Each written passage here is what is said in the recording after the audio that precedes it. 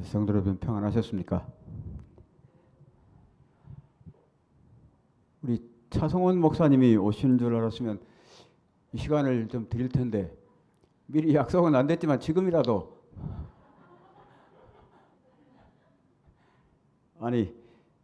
제가 시간 쓰는 것보다 훨씬 은혜로울 텐데 잘 아시다시피 우리 차성원 목사님 탄자니아에서 벌써 지금 몇 년째인가요?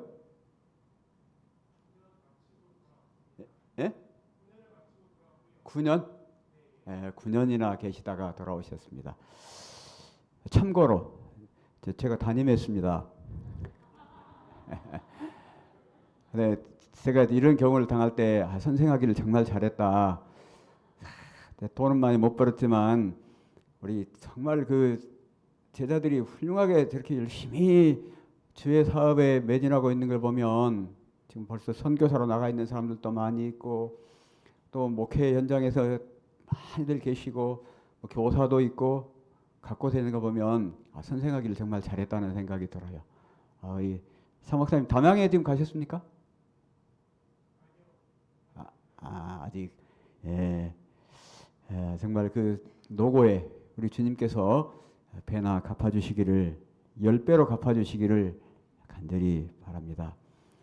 자, 오늘 이제 8월에 제가 맡았던 마지막 시간 생존세계에서 5번째 시간입니다. 오늘 본문은 마태복음 20장 22절과 23절에 있는 말씀입니다. 제가 봉독을 하겠습니다. 예수께서 대답하여 가라사대 너희 구하는 것을 너희가 알지 못하는도다. 나의 마시려는 잔을 너희가 마실 수 있느냐? 저희가 말하되 할 수 있나이다.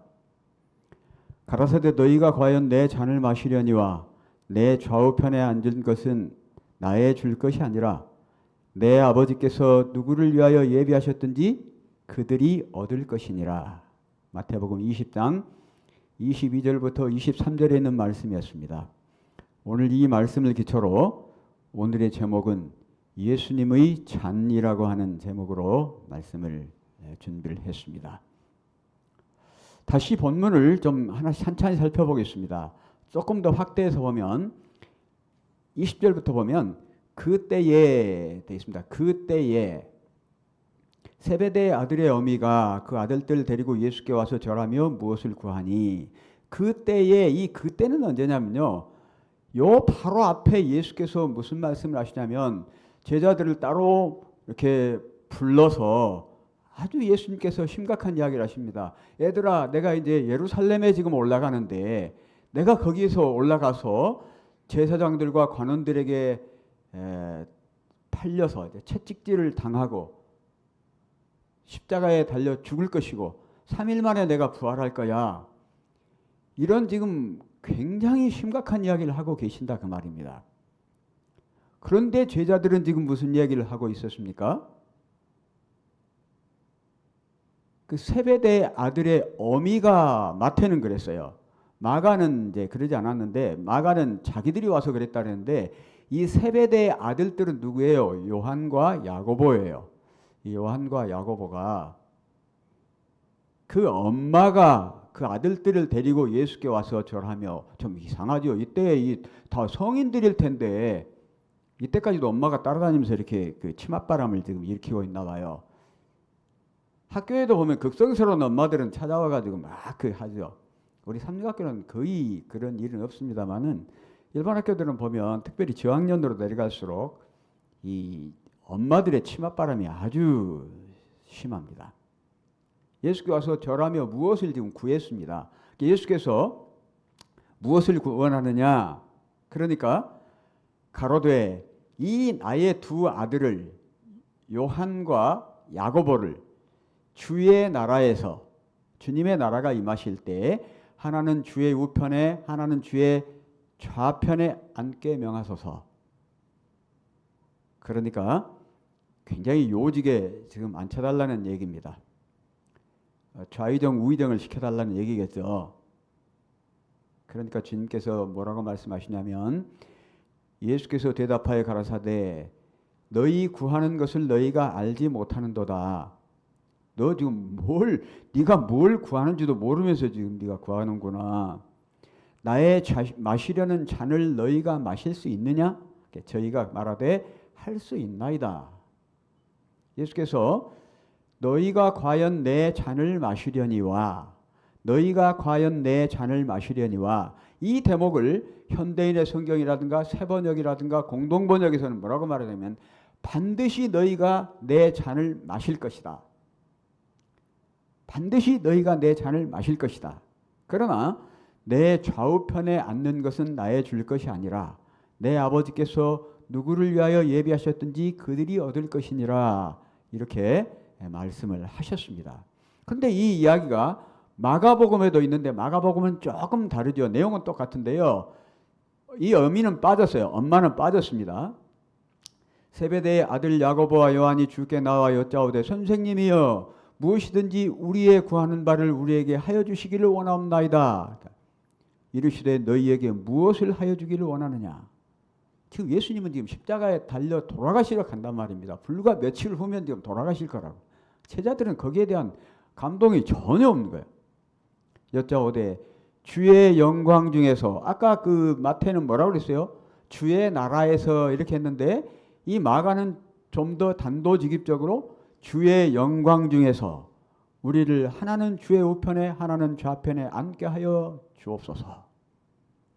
여기서 오늘 우리는 우리의 신앙의 모습을 봅니다. 우리가 교회에 다니면서 열심히 이렇게 헌금도 드리면서 비가 오나 눈이 오나 교회에 나오면서 이렇게 하는 것이 어떤 주의 영광을 함께 하겠다고 하는 그런 생각인 거죠. 예수께서 또 같이 말씀하십니다. 그런데 여기는 조금 달리 말씀하셔요. 나의 마시는 잔을 너희가 마시며 그 다음에 나의 받는 침례를 받을 수 있느냐?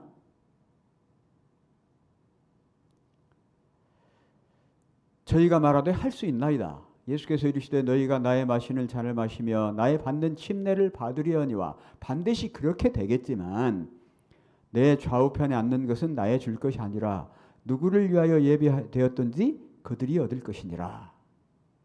이렇게 이제 마태와 마가가 이야기를 했어요. 자, 그러면 예수께서 말씀하시고 제자들이 마실 수 있다는 이 잔을 좀 살펴보겠습니다. 잔의 의미가 무엇인가? 시편에서는 이 시편에서 잔은 신자가 이 세상에서 받는 형통함과 축복을 의미하며 손님이 집주인의 손에서 포도주 잔을 받는 것처럼 하나님의 장중에서 이러한 기업을 받는 것으로 생각되었다. 이게 이 잔은 뭐예요? 어떤 기업이라든지 축복이라든지 또 형통이라든지 이런 것들을 생각한 거예요. 그러니까 너희가 내 잔을 마실 수 있느냐? 그러니까 마실 수 있습니다. 얼마든지 그 영광을 제가 같이 누릴 수 있죠. 이런 뜻이거든요. 시편을 구체적으로 보면 여호와는 나의 산업과 나의 잔의 소득이시니 나의 분깃을 지키시나이다. 시편 16편입니다. 여호와는 나의 산업을 지켜주시고 나의 잔의 소득이시고 나의 분깃을 잘 지켜주시는 분이십니다. 23편에 우리가 잘 아는 목자의 시에도요. 주께서 내 원수의 목전에서 내게 상을 베푸시고 기름으로 내 머리에 바르셨으니 내 잔이 넘치나이다. 막 내가 축복이 넘칩니다. 내 복이 넘칩니다. 이런 뜻이에요. 풍족한. 시편 116편에는 내가 구원의 잔을 들고 여호와의 이름을 부르며 구원의 잔을 들고. 그런데 잔이 이런 의미로만 쓰였으면 얼마나 좋겠습니까마는 한편 악한 사람들은 공의의 하나님으로부터 형벌의 잔을 받는 것으로 되어 있다. 이 잔이 축복이라든가 기업이라든가 형통만 나타나는 것이 아니라 고난과 패배와 형벌의 잔을 뜻하기도 한다 그 말입니다. 악인에게 그물을 내려 치시리니 불과 유황과 태우는 바람이 저희 잔의 소득이 되리로다. 시편 11편입니다.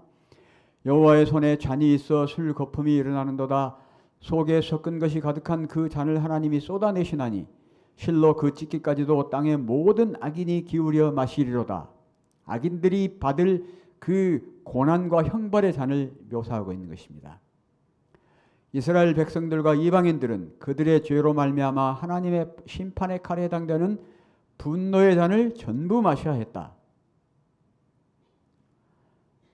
이사야 51장에는 여호와의 손에서 그 분노의 잔을 마신 예루살렘이여 깰지어다 일어설지어다 네가 이미 비틀거름치게 하는 큰 잔을 마셔 다하였도다. 에스겔은 그 남방 유다와 북방 이스라엘에게 아주 그 심한 이야기를 하죠. 네가 내 형의 길로 행하였은즉 너는 누구냐면 남방 유다예요. 내 형은 누구냐면 북방 이스라엘입니다. 내가 그의 잔을 내 손에 주리라. 나 주 여호와가 말하노라. 깊고 크고 가득히 담긴 내 형의 잔을 네가 마시고 비소와 조롱을 당하리라. 네가 내 형 사마리아의 잔 곧 놀람과 패망의 잔에 넘치게 취하고 근심할지라. 내가 그 잔을 다 기울여 마시고 그 깨어진 조각을 씹으며. 그러니까 이미 이때 이 에스겔이 이 말하던 이때에 북방 이스라엘은 아시리아에게 이미 BC 722년에 완전히 나라가 패망해 버리고 이제 유다만 남았던 때예요. 그러니까 하나님께서는 어떻게든 유다만이라도 건지시려고 이렇게 했었는데 이 에스겔 말고 예레미야가 또 얼마나 그렇게 간곡하게 했습니까? 그런데 결국 네가 끝까지 그렇게 하나님의 뜻을 거역했기 때문에 너도 네 형의 길로 가게 될 거다. 북방 이스라엘처럼 너도 망하게 될 거다. 네게 영광이 아니오 수치가 가득한즉 너도 마시고 너의 할례 아니한 것을 드러내리라. 여호와의 오른손에 잔이 내게로 돌아올 것이라. 오른손의 잔은 뭐예요? 더러운 욕이 내 영광을 가리우리라. 계시록에는 이제 마지막 때에도 그 사탄과 그의 백성들이 받게 될 잔에 대해서 이야기하겠습니다. 마지막 때에도 바벨론으로 표상된 불의한 자들은 진노의 잔을 받아야 한다. 우리가 잘 아는 세 천사의 기별 중에 또 다른 천사 곧 셋째가 그 뒤를 따라 큰 음성으로 가로되 만일 누구든지 짐승과 그의 우상에게 경배하고 이마에나 손에 표를 받으면 그도 하나님의 진노의 포도주를 마시리니 그 진노의 잔에 섞인 것이 없이 부은 포도주라. 여기 섞인 것이 없다고 말하네. 섞인 것은 뭐예요? 자비입니다. 자비가 전혀 섞이지 않은. 지금까지 보면 성경에 많은 데서 하나님이 때리시지만 죽이시지는 않는다고. 남을 베버리지만 그루터기는 남겨두신다고. 그 나무 꼭대기에 무화과 서너기가 달린 것처럼 완전히 멸하시지는 않고 남은 자들을 남겨두신다고 이야기를 했었어요. 그런데 여기서는 이제 섞인 것이 없이 부은 포도주입니다.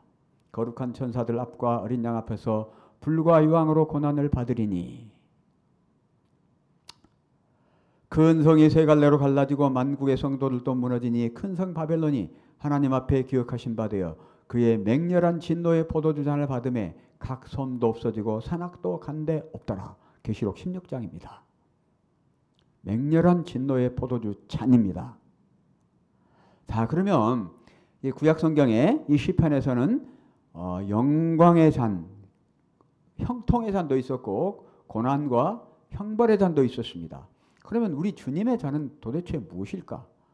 우리 주님이 내가 마시려는 잔을 마실 수 있느냐라고 말씀하시는데 주님의 잔은 무엇일까? 나의 마시려는 잔을 너희가 마실 수 있느냐? 이렇게 물어보셨습니다. 그럼 이 말씀만 놓고 보면 이 잔은 굉장히 달고 맛있는 잔이겠습니까? 포도주 같이 아주 맛있는 것이겠습니까? 아니면 박정희 장로님 내 배즙 같이 그렇게 막 맛있는 그 달콤한 그런 잔이겠습니까? 어떤 잔일 것 같아요? 그 달고 맛있는 잔 같으면 예수님 물어보시지도 않겠죠. 달고 맛있는 잔 못 마실 사람이 누가 있어요? 그런데 이렇게 마실 수 있겠느냐? 이렇게 이야기하니까 굉장히 익모초라든지 소태라든지 이렇게 마시기 힘든 그런 잔인 것 같아요.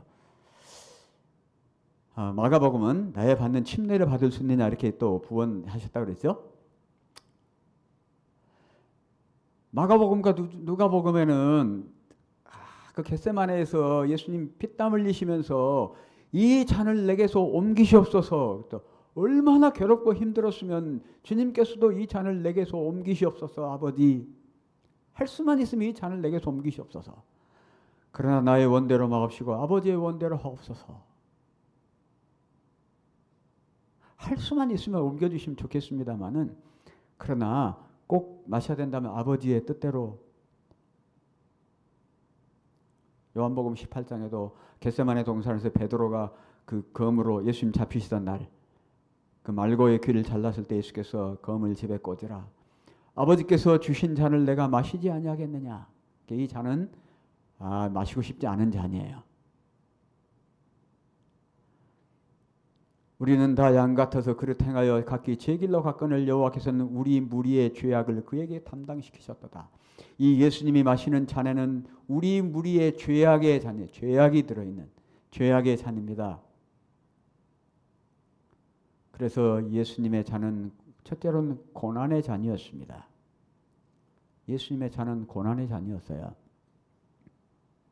이 고난을 구체적으로 말하면 배반입니다. 예수님은 배반을 당하셨어요. 충성을 맹세했던 자들이 위기의 순간에 다 돌아서 버렸습니다.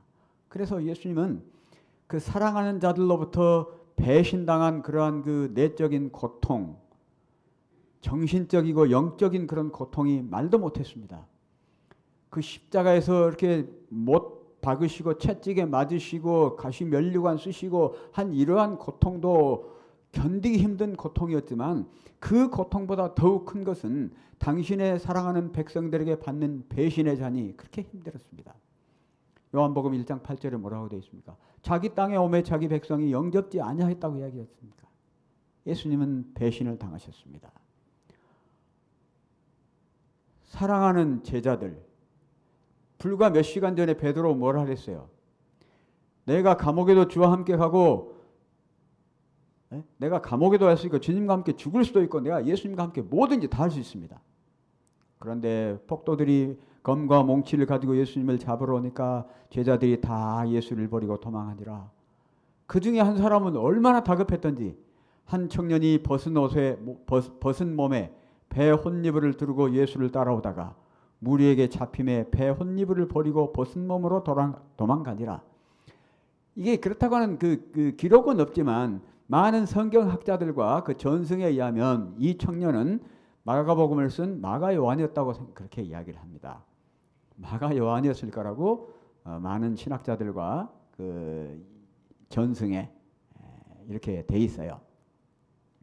그러니까 유대 지방에는 옷이 우리처럼 이렇게 상의 하의 이렇게 있지 않고 그냥 혼입을 두르고 있다가 낮에는 두르고 다니다가 저녁에는 거기서 펴서 자고, 그러니까 그 모세의 율법에 보면 민법에 보면 이 혼이불을 전당 잡았으면 해가 지기 전에 반드시 돌려줘라 그렇게 이야기하거든요. 왜냐하면 저녁에 덮고 잘 것이 없으니까 그러거든요. 그런데 얼마나 급했으면 옷을 홀랑 벗고 도망가 버려요. 벗은 몸으로 도망가니라. 그래서 예수님의 그 심정을 시편에서는 이렇게 이야기합니다. 내가 정말 나를 배신한 자들이 원수들이었다면 내가 이렇게까지 괴롭지 않았을 거다. 그런데 그가 곧 너로다. 나를 배신한 그가 곧 너로다. 나의 동료요, 나의 동무요, 나의 가까운 친구였다. 우리가 같이 재미롭게 의논하며 우리와 함께하여 하나님의 집안에서 다녔도다. 나중에 일요일 협력 내리고 교회에 핍박이 시작될 때 원수들이 우리 빛고울 교인들을 색칠하러 다닐 때 우리들 중에 누군가가 저 키 큰 사람 잡으세요. 저 사람 안식일학교 교장이었어요. 저 사람 열심히 일했어요. 저 사람 잡아가세요. 이렇게 고발할 수 있다 그 말이에요. 우리들끼리.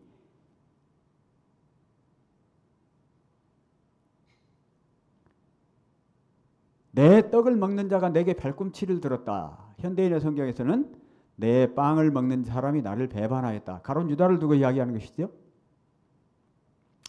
그런데 아까도 말씀드렸지만 그때에 이 환난의 때입니다. 이제 환난의 때에 많은 사람이 시험에 빠져 서로 잡아주고 서로 미워하겠으며 내가 우리 목사님 어디 숨었는지 알아요. 어디 가면 우리 목사님 잡을 수 있어요. 하고 누군가 우리들 중에서 배신하고 고발하고 그 빛고울 교인들 몇 명이서 지금 어디서 오늘 저녁에 모인다대요. 이렇게 고발하고 잡아가세요. 이렇게 할 수 있다 그 말입니다. 항상 그러니까 이게 내부 고발자들이 항상 문제예요. 그런데 그때 많은 그런 사람들이 시험에 빠져서 그렇게 될 거라 그랬습니다. 이 사도 바울의 이 만년을 봅니다. 너는 어서 속히 내게로 오라. 대마는 이 세상을 사랑하여 나를 버리고 데살로니가로 갔고 그레스게는 갈라디아로 디도는 달마디아로 갔고 누가만 나와 함께 있느니라. 한때 나의 동역자요 나의 형제처럼 피를 나눈 형제보다도 더 끈끈하게 복음 사업에 종사하던 내 형제 대마는 세상을 사랑하여 나를 버리고 갔고 다들 이리저리 다 가버리고 지금은 아무도 내 곁에 없고 누가만 나와 함께 있느니라. 이 글은 지금 바울이 감옥에서 이제 쓴 글이 순교하기 바로 얼마 전에 쓴 거예요. 이제 죽음을 앞두고 쓴 겁니다. 내가 올 때 마가를 데리고 오라. 저가 나의 일에 유익하니라. 두기고는 에베소로 보내었노라.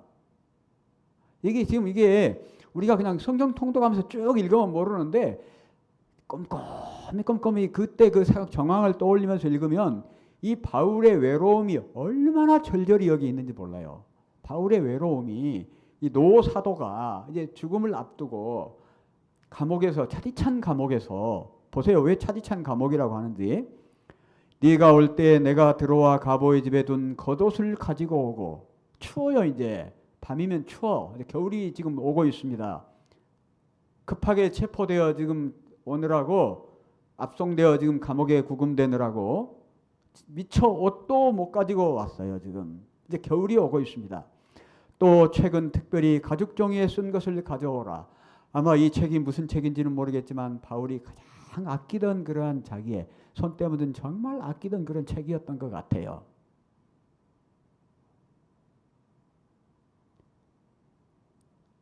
아마 우리도 그러지 않을까 싶어요. 마지막 그 병상에서 정말 일어나지 못할 때에 내가 그동안 가장 아끼던 성경책, 가장 아끼던 성경 내 품에 품으면 정말 아늑하고 이렇게 할 것 같은 그런 느낌이 들지 않은 뭘까요?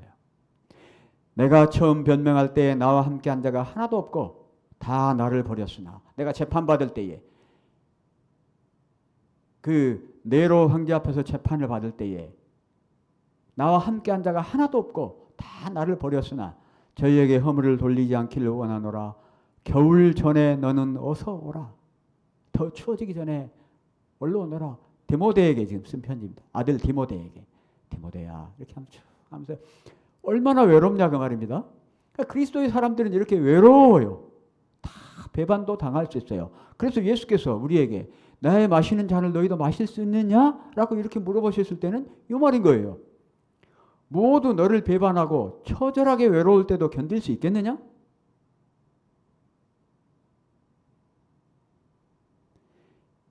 네 형제들, 지인들, 친지들, 심지어 가족들까지 다 너를 버리고 예수 믿는다고 핍박하고 그렇게 네가 철저하게 외로울 때도 견딜 수 있겠느냐?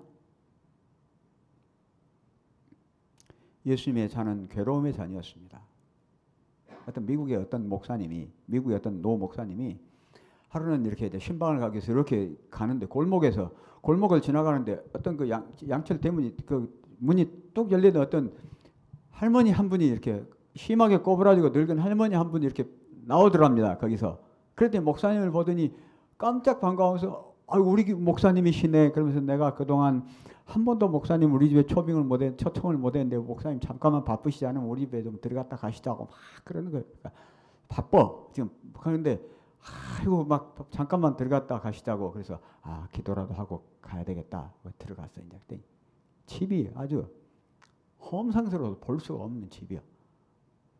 아주 누추하고 아주 퀴퀴한 냄새 나고 막 그런 집인데 목사님 잠깐만 앉으시라고. 내가 목사님 차 한잔 대접하겠다고. 괜찮다고. 기도만 하고 가겠다고. 그래도 여기까지 오셨는데 차 한잔 하셔야 되지 않겠냐고.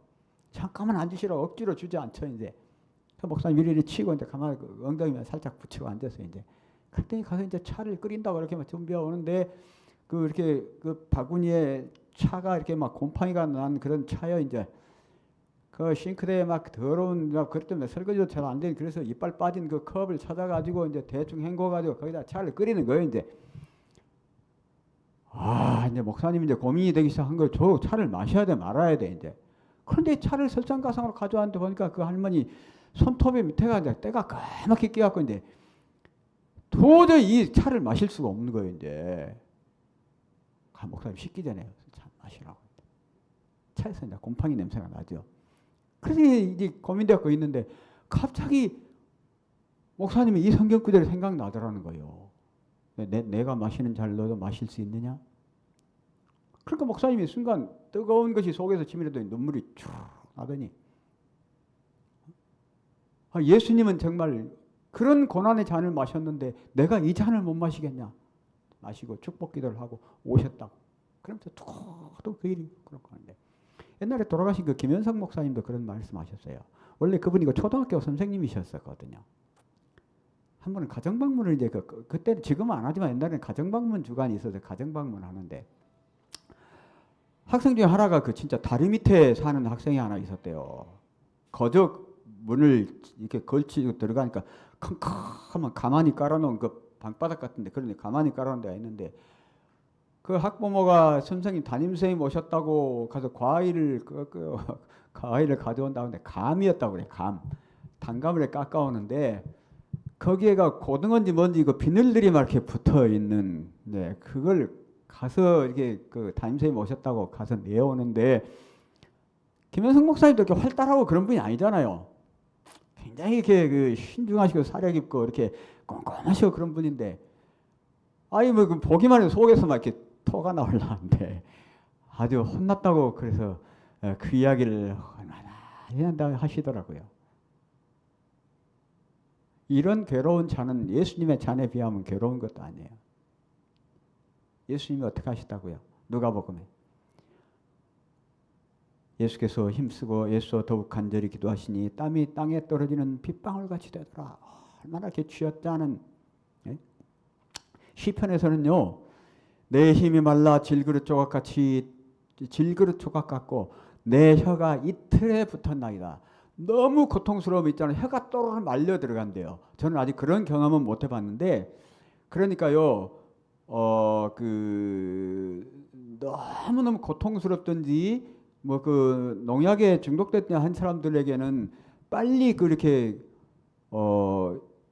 이렇게 나무젓가락 같은 데다가 거즈 감아갖고 입에다 물려야 돼요. 막 혀 깨물어요. 그 혓바닥을 잡아 빼야 돼. 혓바닥이 말려 들어간대요. 너무너무 힘들면. 지금 십자가상의 지금 고통을 지금 이야기한 것입니다. 내 혀가 이틀에 붙었나이다. 이 정도 괴로워 본 적 있냐고. 주께서 또 나를 사망의 진토에 두셨나이다. 내가 내 모든 뼈를 셀 수 있나이다. 어떻게 하면 뼈를 셀 수 있어요? 뼈가 울퉁불퉁 다 튀어나오니까. 울퉁불퉁 다 튀어나오니까. 밭 가는 자가 내 등에 가라 그 고랑을 길게 지었도다. 채찍으로 쳐가지고 내 등고랑이 쟁기들이 하는 것처럼 그렇게 된다 그 말입니다. 이런 것들이 지금 예수님의 고난의 잔이에요. 그런데 이런 것은 내적 고통에 비하면 이런 육체적 고통은 더 경미한 거라니까요. 주님께서 우리에게 내 잔을 마실 수 있느냐라고 물어보실 때 내 이름을 위하여 어떠한 괴로움도 견딜 수 있겠느냐?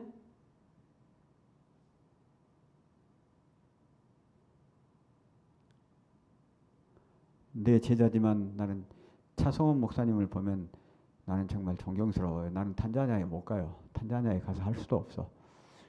뭐 9년 아니라 9일도 못 살아 나는. 주님을 위하여 그 고난을 감내한 목사님 정말 참 제자지만 존경스럽습니다. 예수님의 잔은 극심한 정말 견딜 수 없는 가난의 잔이었어요. 예수님께서는 평소에 늘 말씀하십니다. 너희를 위하여 보물을 땅에 쌓아두지 말라. 거기는 좀과 동록이 해하며 도적이 구멍을 뚫고 도적질하느니라. 여행을 위하여 주머니나 두벌 옷이나 신이나 지팡이를 가지지 말라. 우리가 세상에 아무것도 가지고 온 것이 없으며 또한 아무것도 가지고 가지 못할니 우리가 먹을 것과 입을 것이 있은즉 족한 줄로 알 것이니라. 예수께서는 평소에 그러면 예수님은 잘 먹고 잘 지내면서 백성들에게만 이렇게 말씀하셨어요? 예수님은 뭐라고 하셨어요? 예수께서 이르시되 여우도 굴이 있고 공중의 새도 거처가 있으되 오직 인자는 머리 둘 것이 없다 하시더라. 예수님은 우리들보다 훨씬 더 가난하고 훨씬 더 굶주리시고 얼마나 그 예수님 따라다니는 제자들 배가 고팠으면 그 밀밭을 지나가다 밀 이삭이라도 비벼 먹으려고 그렇게 했겠습니까? 식사 때를 놓친 것이 한두 번이 아니고 그랬어요. 인자는 머리 둘 것이 없다 하시더라.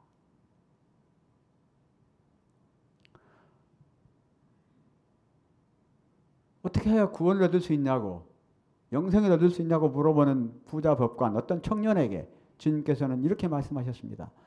네가 그 계명을 지키라. 그러니까 내가 계명들 다 지켰는데요. 그러니까 그래? 그러면 네 소유를 다 팔아서 가난한 자들에게 주라. 그리하면 하늘에서 보화가 내게 있으리라. 그리고 와서 나를 쫓으라 하시니 네 가진 것 다 이렇게 줘라. 그러니까 마태는 뭐라 했냐면 그 청년이 재물이 많음으로 이 말씀을 듣고 근심하여 갔다고 말했고요. 마가는 재물이 많은 거로 슬픈 기색을 띠고 근심하며 갔다고 그랬어요. 때로는 이 재물이 예수님께 가는데 방해가 될 수 있어요. 걸림돌이 될 수 있어.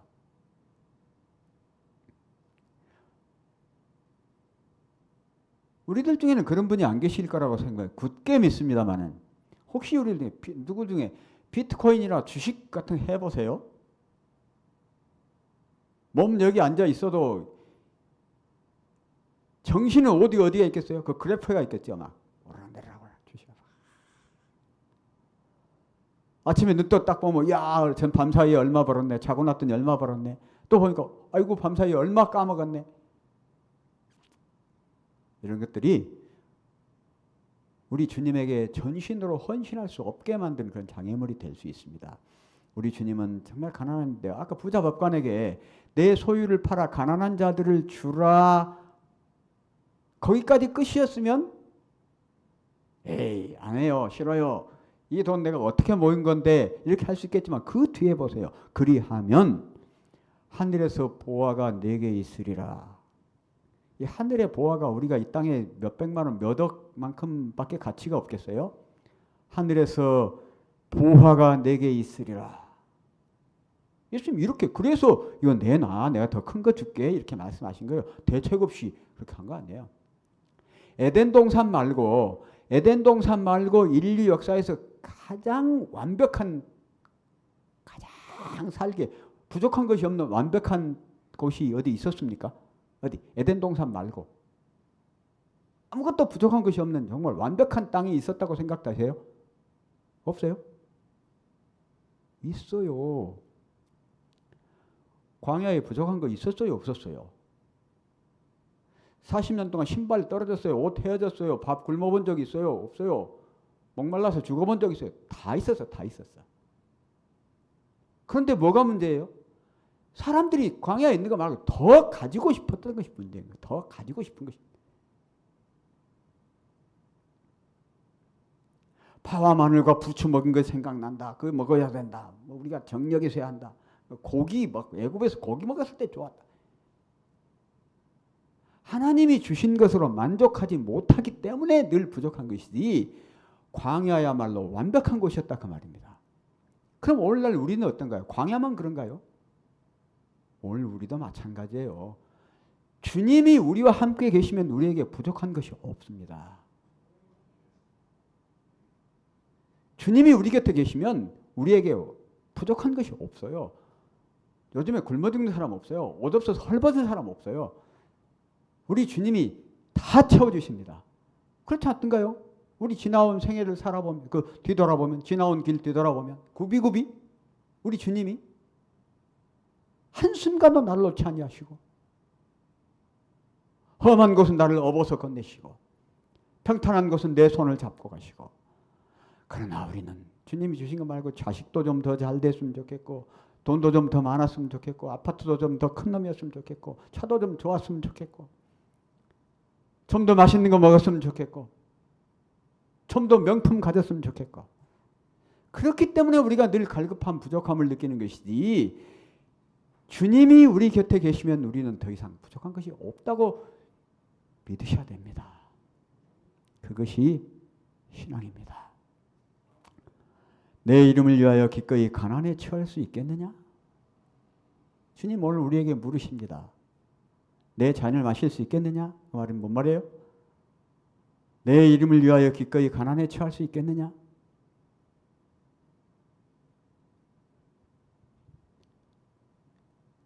아까 그 따돌림 당한 거하고 비슷합니다만 배척입니다. 이건 이제 또 다른 이야기인데요. 내가 세상에 화평을 주러 온 줄로 생각지 말라. 화평이 아니요 검을 주러 왔노라. 내가 온 것은 사람이 그 아비와 딸이 어미와 며느리가 시어미와 불화하게 하려 함이니. 그러니까 지금 이제 뭐 성경 안 믿는 사람들도 이 말은 공감할걸요? 뭐 아버지하고 아들하고 막 재산 싸움하고 막 시어머니하고 며느리하고 사이 좋은 적이 인류 역사상 역사 이래로 시어머니하고 며느리하고 사이 좋아본 적이 없고, 응? 근데 그런 거 말고 그런 거 막 세상에 뭐 재산이라든가 뭐 이런 거 말고, 막 상추싸움 하다가도 막 눈을 긴다고 싸우고 막 이런 거 말고, 며느리가 미우면 막 상추싸움 하면 시어머니가 막 어디다 대고 눈을 부라려 막 하면서, 이런 거 말고 복음을 위하여, 복음이 그 집에 들어가면 많이 가족들이 불화하게 돼요. 그러니까 막 교회에서 이 성경 말씀을 이루기 위하여 일은 하지 않고 일만 만드는 사람들이요, 성경의 예언을 이루기 위하여 한다고 그렇게 하면 안 됩니다. 가룟 유다가 내가 예수님을 팔지 않았으면 어떻게 성경의 예언이 이루어지겠어? 나는 성경을 위해서 큰 일을 한 거야. 이렇게 요셉의 형들이 우리가 너를 애굽에 팔지 않았으면 네가 어떻게 총리 됐겠어? 그러니까 너는 우리한테 고마워해야 돼. 이렇게 하면 되겠어요? 그런 거 안 되지 이제. 그러니까 이게 막 쓸데없이 이렇게 분란 일으키고 이런 거 말고, 예수께서 말씀하신 이 말씀은 원수가 자기 집안 식구리라. 예수님은 어땠나요? 예수님은 그 막 말씀 전하고 있으면 막 그 엄마와 그 형제들이 잡으러 와요. 예수 미쳤다고 막 하면서 잡으러 와. 밖에 모친과 형제들이 왔다고. 그러니까 내 아버지의 뜻대로 하는 사람들이 내 모친이요 내 형제니라. 예수님께서는 그렇게 하시면서 말씀을 전하시고 그렇게 했죠. 예수님도 막 미쳤다 그러면서 형제들이 막 잡으러 다니고 그렇게 했어요.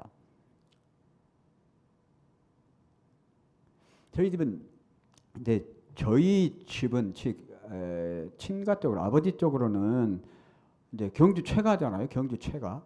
이쪽 양발이 이제 경주 최가인데 400년 전통 거의 지산제 막 해갖고 거의 선산이 막 어마어마하게 다 자자 일촌이 전부 다 최가들이 다 있어요.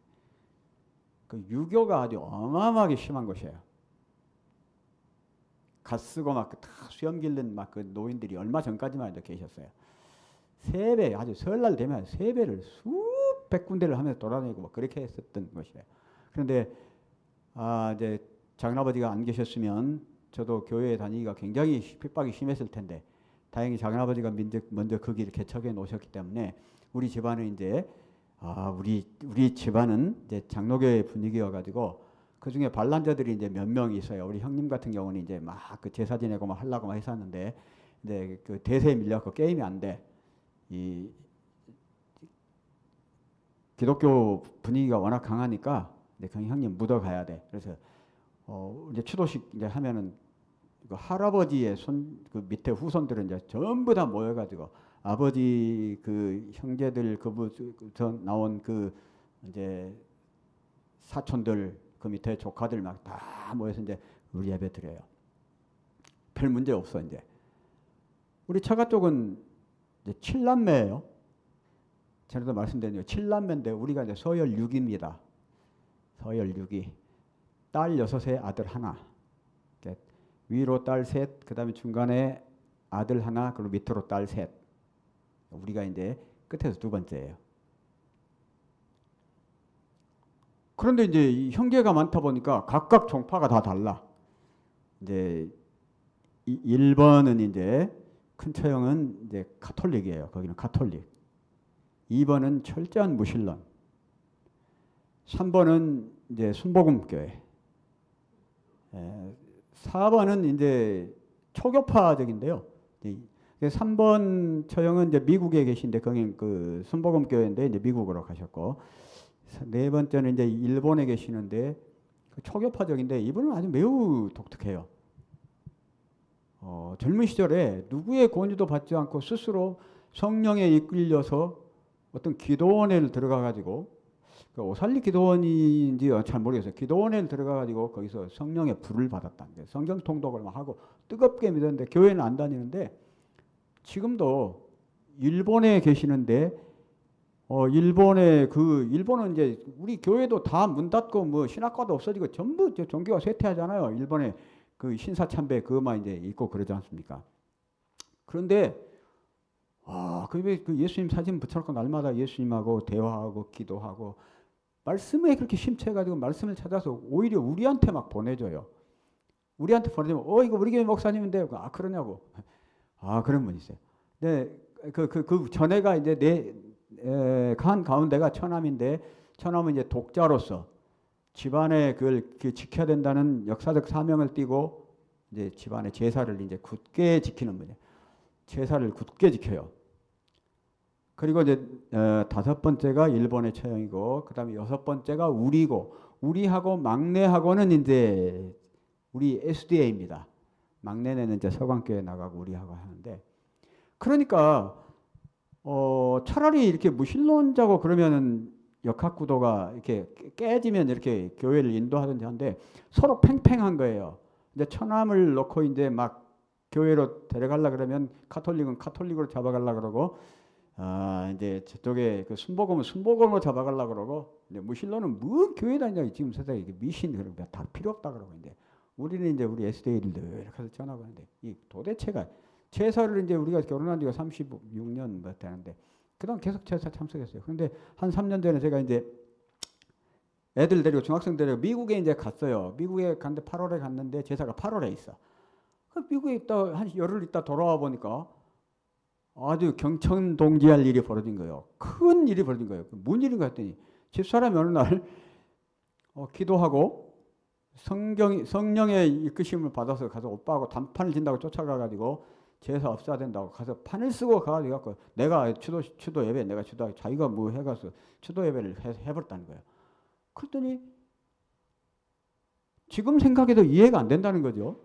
오빠가 도저히 거기에 넘어갈 사람이 아닌데 뭐 때문에 어리버리하고 대답을 잘 못하고 해서 어물어물 하다가 그냥 그래서 추도 예배를 해봤다는 거예요. 이제 그러고 나니까 이제 형제들 사이에서 막 미국에서 서울에서 어디에서 이제 막 난리가 난 거예요. 이제 제사 없앴다고 이제 그리고 이제 처남 이제 당사자는 이제 집안에 조금만 같으면 안 좋으면 제사를 없애서 근다고 이제 우리를 이제 또 막 원망을 하는 거예요. 이제 그래서 집안이 완전히 분란이래요. 분란이.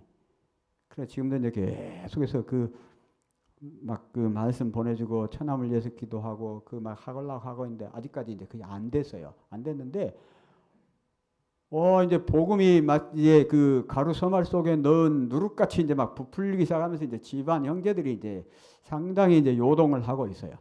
상당히 요동을 하고 있어. 근데 뭔 수가 나도 날 거예요. 이제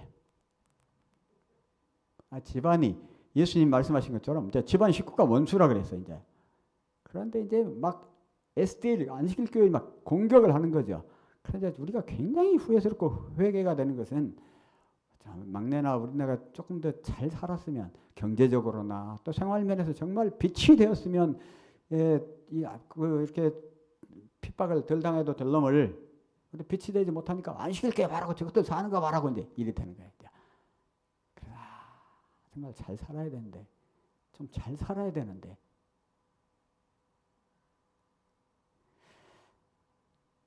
최악의 경우에 가족에게도 버림받을 수 있겠느냐? 주님께서 우리에게 물으십니다. 형제들 좋다고 그냥 좋자고 형제들 사이에 의상할까봐 그냥 진리를 감춰두고 이렇게 끄덕끄덕 따라갈래? 아니면 정말 가족들에게 버림받을 각오를 하고라도 진리에 굳게 서겠느냐? 나를 위해서 최악의 경우에 가족들에게도 버림받을 각오가 돼 있느냐? 나를 때리는 자들에게 내 등을 맡기며 나의 수염을 뽑는 자들에게 나의 뺨을 맡기며 수욕과 침뱉음을 피하려고 내 얼굴을 가리우지 아니하였느니라. 우리들 세상의 사람들하고 싸우면서 뭐 뺨 맞아보고 뭐 수염 뽑혀본 적 있습니까? 침뱉음 당해본 적 있어요? 없어요. 그런데 그것이 있느냐 없느냐가 문제가 아니라 예수께서는 이렇게 했지만은 내 얼굴을 가리우지 않았다. 피하려고 하지 않았다. 그리고 예수님께서 정말 놀라운 것은 뭐냐면 그가 곤욕을 당하여 괴로울 때에도 그 입을 열지 아니하였으며 마치 도수장으로 끌려가는 어린 양과 들 깎는 자 앞에 잠잠한 양같이 그 입을 열지 아니하였도다. 우리는 요만큼만 어떤 오해 같은 거 뭐 있으면 배나 3배, 4배, 5배 갚아버려야 속이 시원하다니까. 내가 요만큼만 불이익을 당하면 못 참아. 그냥 못 참아.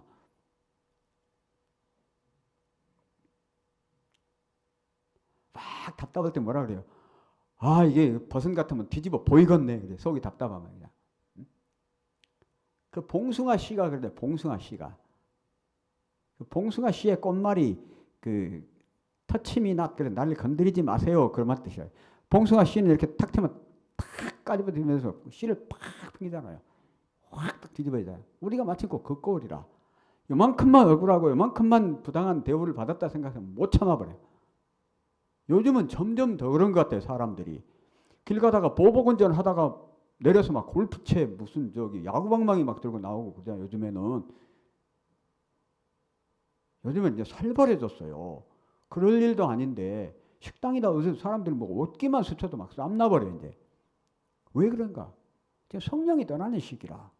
성령이 떠나고 있어요. 성령이 떠나기 때문에 사람이 아닌 거예요. 이제 짐승이 똑같아. 짐승. 차라리 짐승도 그러진 않죠. 우리 예수님께서는 괴로울 때에도 그 입을 열지 아니었으며 아무런 반박 없이 모욕을 참아낼 수 있겠느냐? 네가 억울하게 되더라도 아무런 반박 없이 억울함을 참아낼 수 있겠느냐? 모욕을. 자, 예수님의 제자들은 잔을 마셨습니다. 아까 예수님 말씀하셨죠. 반드시 너희가 내 잔을 마시게 될 것이다. 야고보는 목 베어 죽었습니다. 헤롯이 목을 베어 죽였죠. 빌립은 채찍질 한 후에 십자가에 달아 죽였습니다. 마태는 또 목을 베어 죽였습니다. 마가는 불에 태워 죽였습니다. 작은 야고보는 돌로 쳐 죽였습니다. 나다나엘은 가죽을 벗기고 자루에 넣어서 물에 던졌습니다. 이 나다나엘이 누군가요? 무화과나무 밑에서 기도할 때 예수님이 무화과나무 밑에 있을 때 내가 너를 보았다 하던 이 사람 속에 간사한 것이 없도다 하던 그 나다나엘 아닙니까? 바돌로메. 안드레는 십자가에 달렸다가 추락사했습니다. 이 나쁜 사람들이요. 십자가에 달았다가 거기서 밧줄을 탁 끊고 성밖에 떨어져서 죽게 만들어요. 베드로 십자가에 거꾸로 매달려 죽었습니다. 도마는 창으로 찔려 죽었습니다. 예수님, 내가 손에 못자국과 옆구리에 창자국을 보기 전에는 못 믿어요 하던 그 도마 창으로 찔려 죽었습니다. 시몬은 십자가에 달린 채 톱으로 켜 죽였습니다. 요한은 자연사했습니다. 운이 좋아서 자연사한 게 아니고요. 이 죽이려고 끓는 기름가마 속에 넣은데도 안 죽어. 반모섬에 그 혹독한 그 채석장에 노예처럼 가서 채찍에 맞으면서 그렇게 고된 일 시켰는데 안 죽어. 다시 나와서 자기 수명을 다하고 죽었어요. 그런데 여기서 우리는 놀라운 사실을 하나 발견하게 됩니다. 처음에 본문 시작할 때 이들의 어머니 요한과 야고보의 어머니가 와서 뭐라 했어요? 하나는 좌편에 하나는 우편에 앉게 하여 주십시오. 제일 먼저 죽은 사람이 야고보입니다. 제일 나중에 죽은 사람이 요한이에요. 좌편과 우편에 달렸습니까? 예수님 좌편과 우편에 앉은 거 아니에요? 야고보는 사도행전에서 일찌감치 죽습니다. 7장에. 11장. 요한은 끝까지 살아남아서 요한복음과 요한 1, 2, 3서, 요한계시록 다 저술을 하고 살아남았습니다. 그러면 이제 11명인데 이 사람은 누구냐? 마띠아예요. 마띠아는 가룟 유다 대신 뽑힌 사람이죠. 여기에서도 우리가 아주 놀라운 그 어떤 그 기별을 봐요. 사도행전에 보면 이제 그 제자들이 가룟 유다가 이제 그 예수님을 배반하고 지갈 길로 가서 죽었으니까 그 자리를 채우자 그래가지고 바사바하고 마띠아 두 사람을 놓고 뽑아갔는데 바사바가 떨어지고 마띠아가 됐어요. 사람들은 야 마띠아 축하했겠습니까? 예수님을 위하여 뽑힌다는 것은 순교의 자리에 뽑힌 거예요. 예? 바사바는 혹시 낙심됐을지 모르겠어요. 세상에 2명 나오고 1명 떨어지면 얼마나 창피하겠어요. 우리도요. 이런 그 순교의 자리는 아니지만 교회 직원에 의해서 막 우리에게 물 막 뽑을 때에 와, 막 선교 회장 막 해야 돼. 수석장도 해야지. 막 도르가 회장해야 된다고. 막 안 되면 막 얼굴 불그락불그락하고 막. 이게 순교의 정신이 순교의 자리라고 생각을 해야 되는 거예요. 순교의 자리라고. 이것은 감투가 아닙니다. 정말 직분이고요. 그 섬기는 자리고 가장 중요한 자리인 거예요. 또 한 사람 예수님의 12사도에는 안 들어갔지만 바울도 역시 목베어 죽었습니다. 예수님의 제자들은 그 잔을 마셨습니다. 오늘날 교회들의 영성이 심각하게 떨어진 것은 아무도 예수의 잔을 마시려고 하지 않기 때문입니다. 대형 교회들 예수의 잔을 마시려고 하지 않습니다. 교세는 커지지만 숫자는 늘어나지만 영성은 현저하게 떨어졌습니다. 고통 없는 영광은 없습니다. 우리 오늘 지금 이렇게 살면서 늦은 비 성령 받아야 된다고 막 성령만 받으면 뭔 일이 벌어질 것처럼 막 성령 받으면 모든 게 끝난 것처럼 그렇게 이야기하지만 오순절 후에 제자들 성령 받았습니다. 성령 받은 제자들 최후가 어떻게 됐나요? 감옥에 가고 고통당하다가 막 결핍, 박해당하고 순교당하고. 성령께서 우리에게 오신 것은 우리에게 잘 먹고 잘 살아라고 막 이적을 행하고 막 그렇게 하라고 성령이 우리에게 오신 것이 아니에요. 주를 위하여 정말 놀라운 일을 하라고, 더 많은 능력을 가지고 죽기까지 주를 위해 충성하라고. 히브리서는 이렇게 이야기합니다. 이는 죄를 위한 짐승의 피는 대제사장이 가지고 성소에 들어가고 그 육체는 영문 밖에서 불사름이니라. 그러므로 예수도 자기 피로써 백성을 거룩히 하려고 성문 밖에서 고난을 받으셨느니라. 그런즉 우리는 그 능욕을 지고 영문 밖으로 그에게 나아가자. 이 그림이 하나 제가 지금 보여드리는 이 그림 무슨 그림 같습니까? 잘 모르시겠죠? 이거는 그 영국의 북부 지방에 있는 그 런던보다는 작지만 아주 큰 도시인 에딘버러라고 하는 도시에 있어요. 이게 스코틀랜드 지방인데요. 노천 감옥입니다. 이 노천 감옥이 뭐냐면 지붕이 없어요. 이게 감옥만 이렇게 있어요. 벽만 있어요. 믿음의 충절을 버리지 않는 사람들 여기다 이제 가둔 거예요. 감옥에다가. 눈이 오면 눈이 다 오고 비가 오면 비가 다 오는 거예요. 거기 영국 북부지방 추워요. 굉장히 추워. 그래서 우리가 뭐 열대야로 잠 못 이루는 밤에도 거기는 비바람이 불고 저녁이면 눈보라가 몰아치고 아주 춥고 막 그런데 이 사람들은 막 살이 썩어가면서도 언약을 놓지 않고 순결을 지킨 거예요. 감옥이 지붕이 없기 때문에 지키는 사람도 없기 때문에 도망갈 수가 있어요. 그렇지만 그들은 신앙의 순수성을 지키고 죽겠다고 외치며 최후를 맞았습니다. 그러면 그 아내들은 죽은 남편의 시체를 갖다가 막달렌 교회에서 다 염해가지고 그레이프라이어스 교회에서 또 매장을 하고 인터넷에 보면 게 다 노천 감옥 한번 찾아보시면 이 막달렌 교회 사진도 다 있고 그레이스 프라이어 그 교회 다 있어요. 그래서 이게 진짜 신앙인 거예요. 도망갈 수 없어서 어쩔 수 없이 순교당하면 그것은 뭐 그것도 아름답지만 도망갈 수 있는데도 안 가고 복음을 지키는 거 이게 지가입니다. 그러니까 이 다니엘의 친구들이 말하던 그리 아니하실지라도 애쓰다가 말하던 죽으면 죽으리라던 그 신앙인 거죠. 내 친구가 하나가 그 망우리에서 옛날에 그 가구점을 했어요. 가구점을 했는데 호남삼육 출신인데 이 녀석이 어느 날 보니까 이제 그 금난교회 망우리 금난교회를 나가는 거예요. 그래서 막 이제 우리 친구들이 갖고 야 임마 무슨 금난교회냐 자식아 안실교회니 그랬더니 야 어쩔 수 없어 여기서 벌어먹고 살려면 금난교회 안 가면 안 돼. 망우리 넘어 이쪽에서부터 충남교회 있는 데 가까이 전부 다 금난교회인들을 위해 양복점이 됐든 미용실이 됐든 뭐가 됐든 약국이 됐든 병원이 됐든 금난교회 아니면 장사가 안 되고 그래 금난교회 나가야 돼.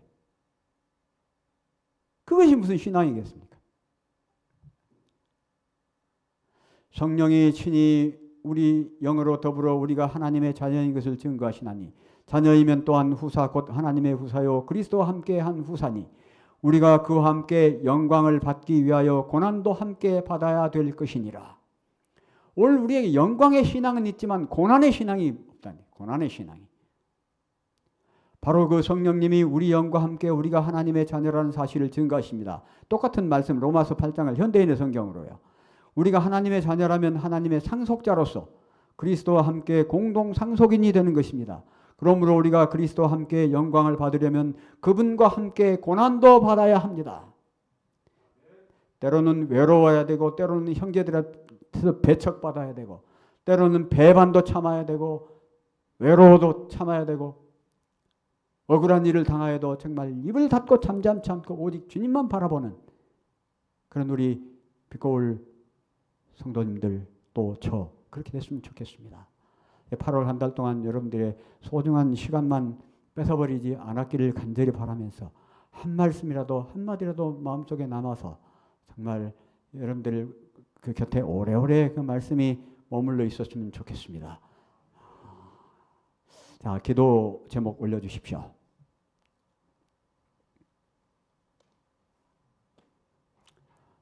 방송실 기도, 예. 구역원 서로를 위한 기도운동, 예, 지금 목사님 굉장히 강조하고 계십니다. 구역원 서로를 위한 기도운동. 구도자 김영신, 성주미 두 성도님들, 환우, 박준호 장로님, 김재덕 장로님, 지금 이 노 장로님들 빛고울의 산 증인이십니다. 역사이십니다. 기도해 주시기 바랍니다.